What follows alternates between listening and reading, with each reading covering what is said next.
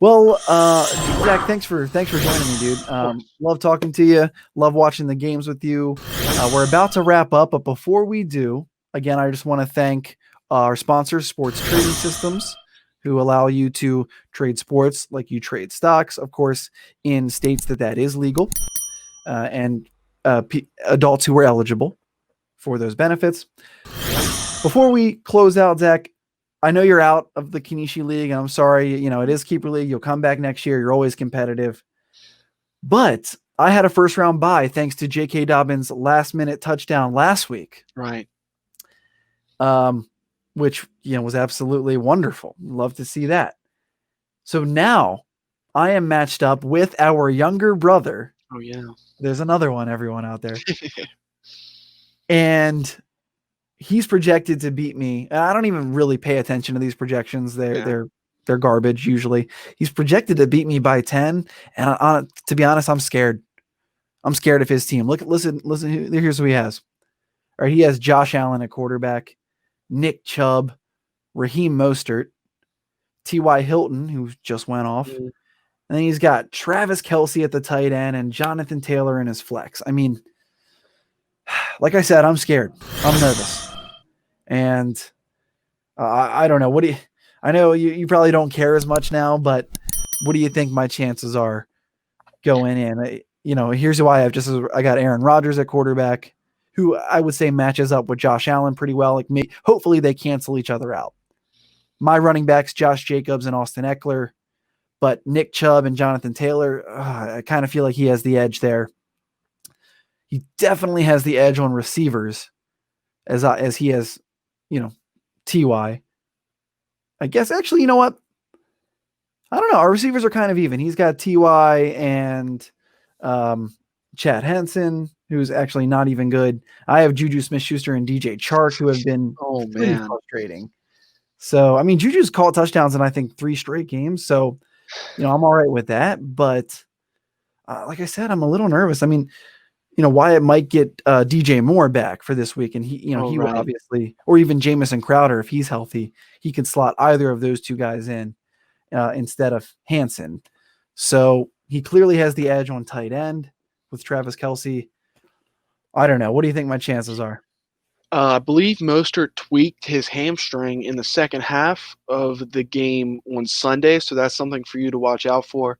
But Hansen, if Hansen's his number 2 wide receiver and he wins, he's pretty lucky, man. I know he's had a lot of injuries, but hearing you guys talk about your wide receivers when I have Thielen, Keenan Allen, and Deontay Johnson, and I lost, it hurts. It hurts. Man.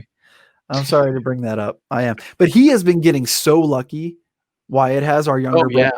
He beat me by just 1 point last night in a different league, in a super flex half-point PPR league where I had Justin Tucker and Kareem Hunt, and I needed like 36 points between them, and I got like 35 and a half. Wow. Speaking of that, that last play, the hook and ladder type of play where it started off with Kareem Hunt over the middle for 7 yards. Those counted. That counted as points for you. But last year, if you remember when the Chiefs did that play where they threw it to Kelce, and then Kelce gave it to Tyreek Hill, right? Well, the points did not count for Kelce there. So what is the statute for fantasy? Because I remember that me and Wyatt were talking about that earlier. What's the statute for the backwards lateral? How does that get scored? As a fantasy expert, I should probably know the answer to this, and I don't. The way here's how it should be broken down. Now, even though I'm the commissioner and league manager in like every league that I'm in, I don't think I have the ability to make this change, but here's what I would do.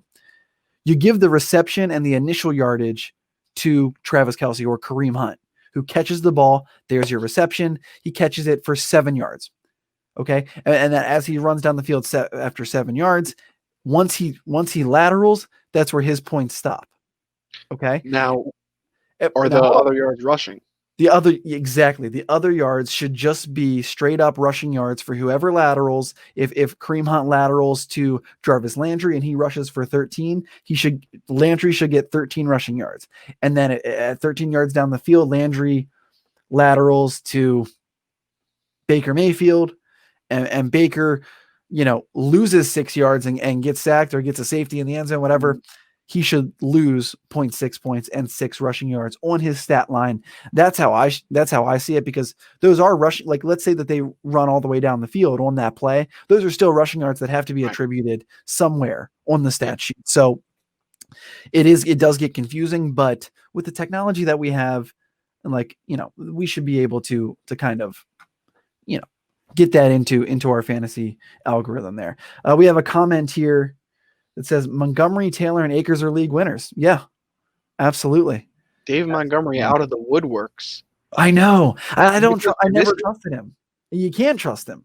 Trubisky's had them put up 2 back-to-back 30-point games for their offense, 30 or more points, which who would have thought?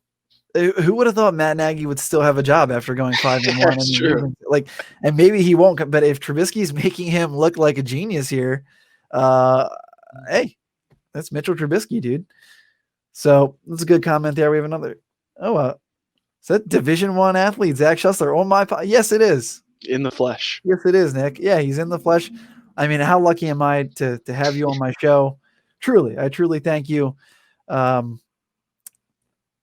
Keep working out, getting big, getting ready for the spring season. I'm so excited to be able to actually come.